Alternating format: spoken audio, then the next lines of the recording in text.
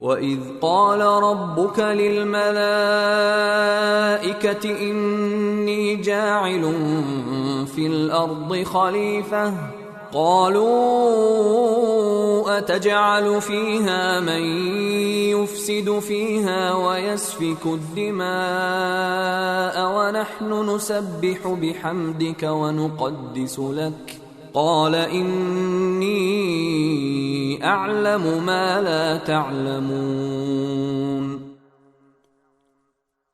اور اس وقت کا تذکرہ سنو جب تمہارے پروردگار نے فرشتوں سے کہا کہ میں زمین میں ایک خلیفہ بنانے والا ہوں۔ وہ کہنے لگے کیا آپ زمین میں ایسی مخلوق پیدا کریں گے جو اس میں فساد مچائے اور خون خرابہ کرے؟ حالانکہ ہم آپ کی تسبیح اور حمد و تقدیس میں لگے ہوئے ہیں۔ اللہ نے کہا میں وہ باتیں جانتا ہوں جو تم نہیں جانتے۔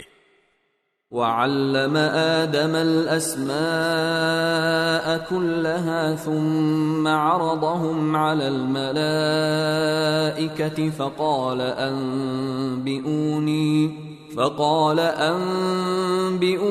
بأسماء هؤلاء إن كنتم صادقين۔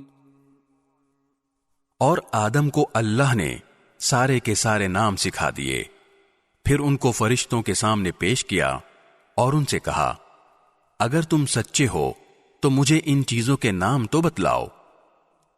قالوا سبحانك لا علم لنا إلا ما علمتنا إنك أنت العليم الحكيم۔ وہ بول اٹھے آپ ہی کی ذات پاک ہے، جو کچھ علم آپ نے ہمیں دیا ہے اس کے سوا ہم کچھ نہیں جانتے۔